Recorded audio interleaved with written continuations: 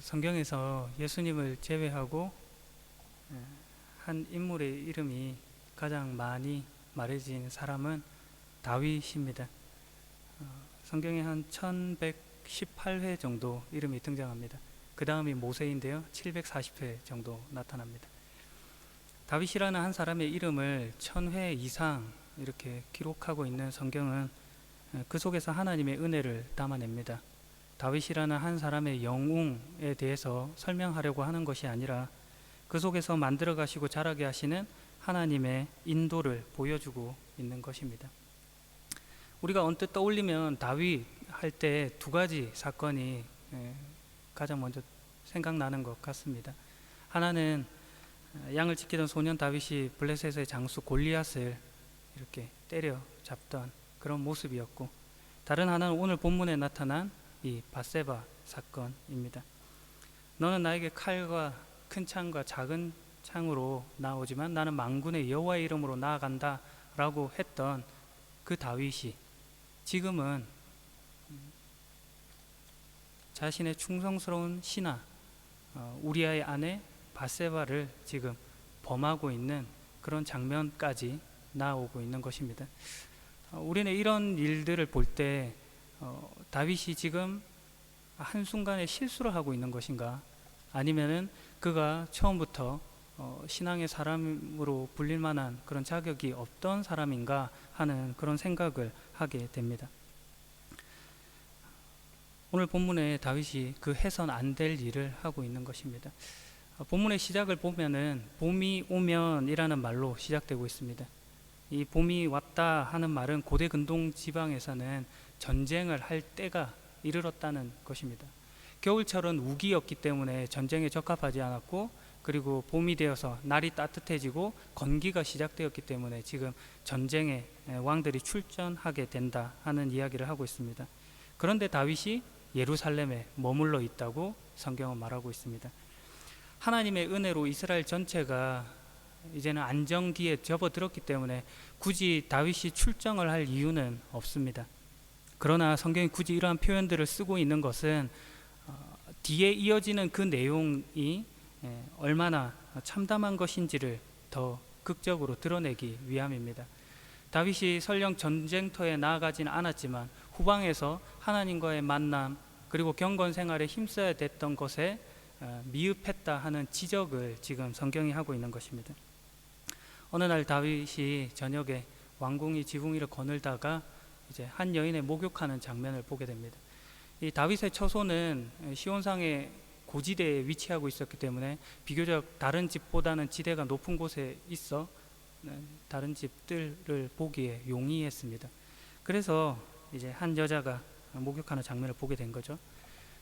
신하에게 명령을 해서 그 여인이 누구인지 알아보게 했습니다. 그 우리아의 아내 밧세바라는 사실을 알게 되었고, 그리고 곧장 명령하여 그 여인을 데리고 오게 하고, 그리고 함께 잠자리를 가지게 됩니다.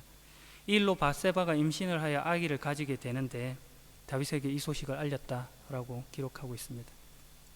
이 일을 전해 들은 다윗의 대처가 참 이상합니다.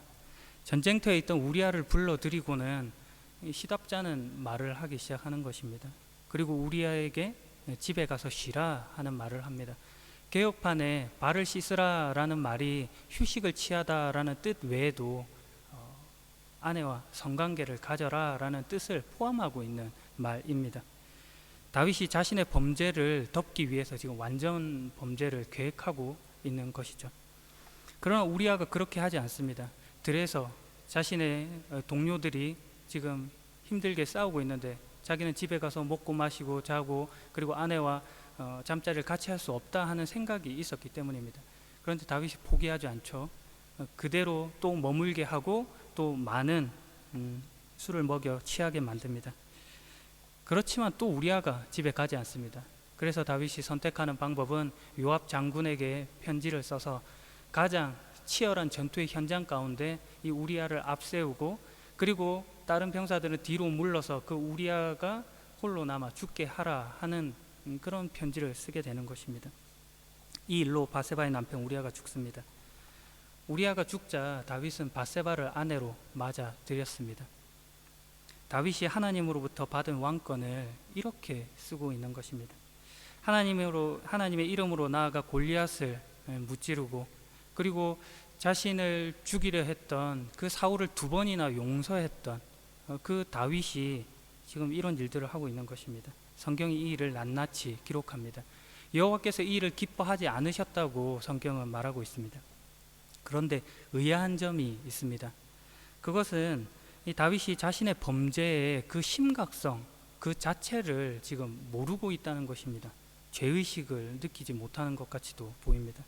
능청을 부리거나 시치미를 떼는 것처럼 보이지도 않습니다. 이것은 여호와께서 다윗에게 보내신 나단 선지자와의 오가는 대화 속에서도 알 수 있는 대목입니다. 사무엘하 12장에 나타나죠. 나단이 다윗에게 가서 이런 이야기를 했습니다. 어떤 성에 2사람이 있는데 한 사람은 부자고 한 사람은 가난한 사람입니다.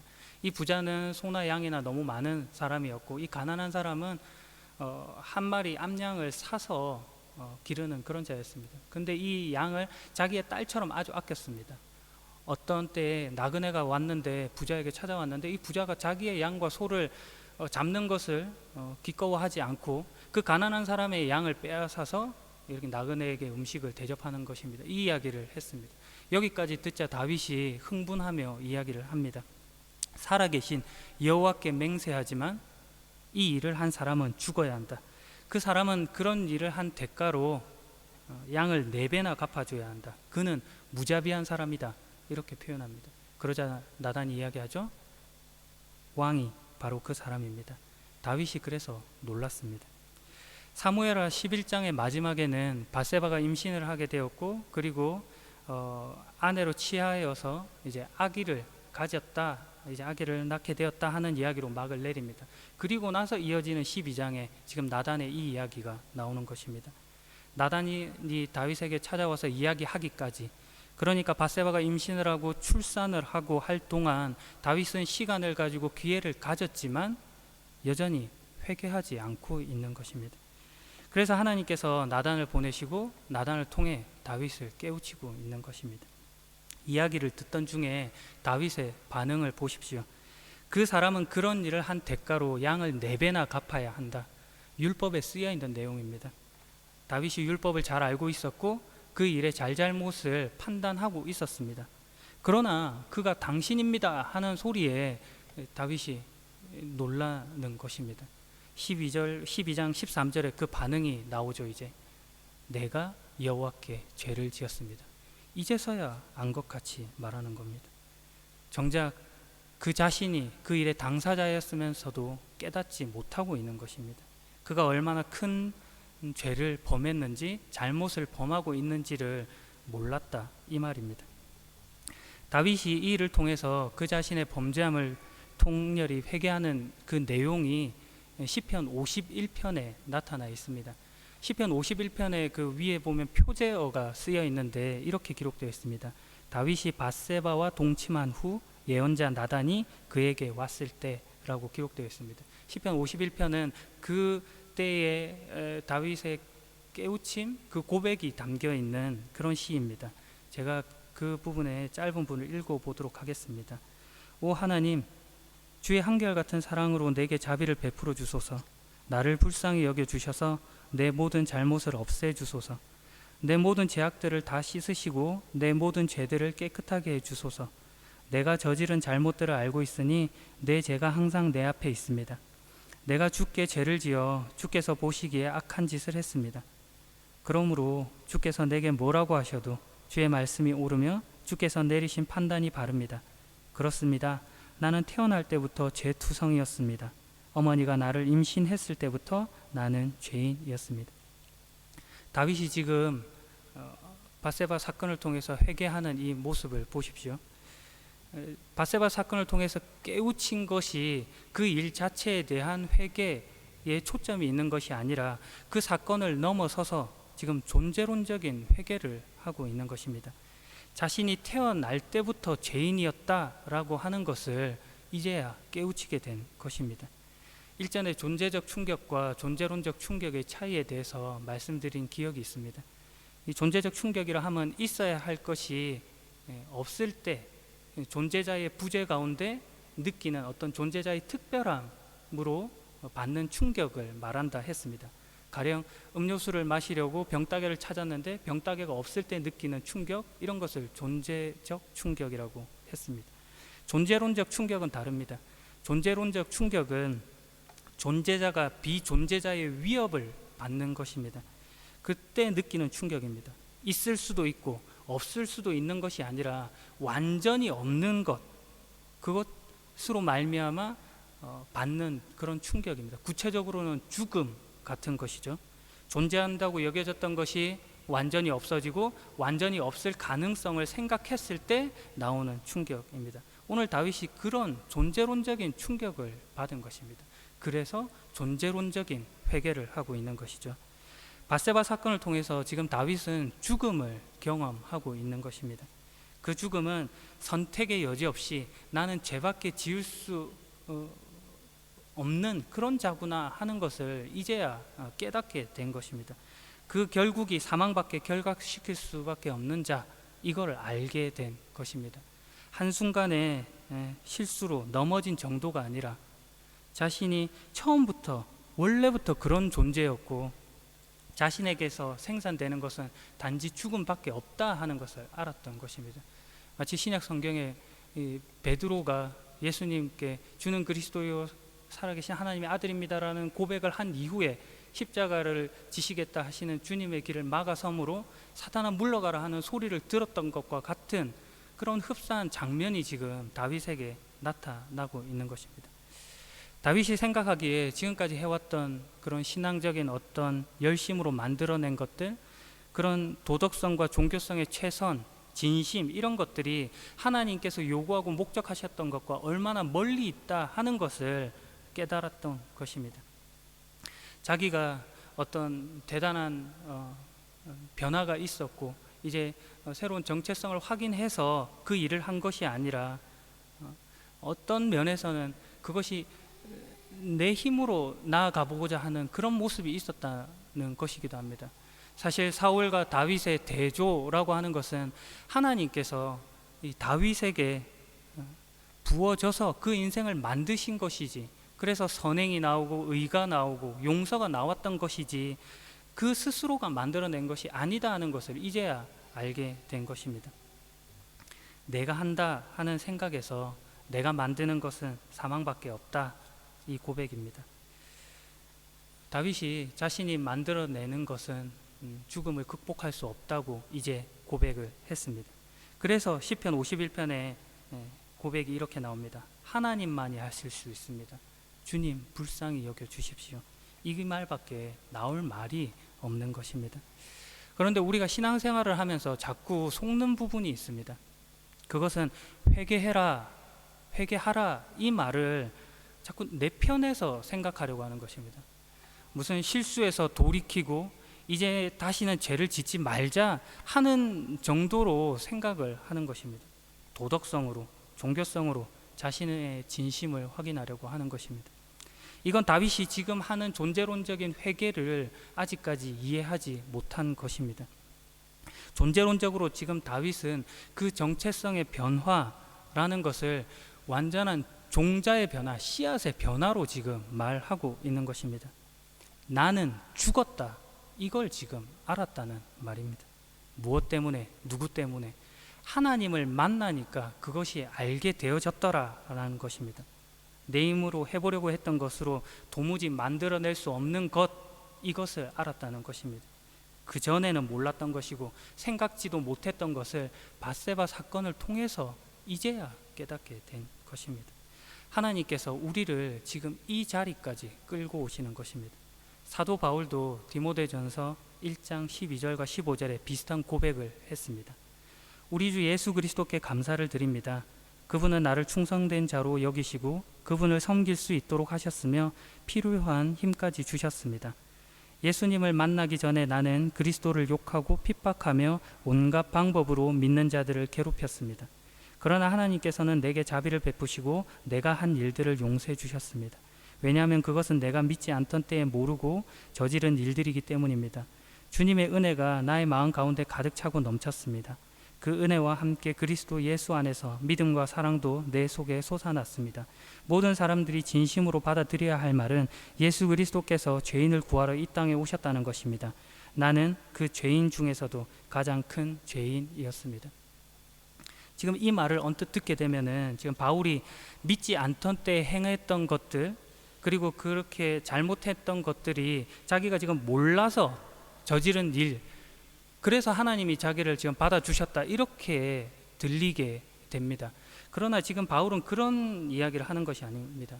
그 고백의 마지막이 그 모르고 저지른 자신의 죄, 이 죄가 죄인 중에 괴수다 하는 고백으로까지 나아가는 것입니다.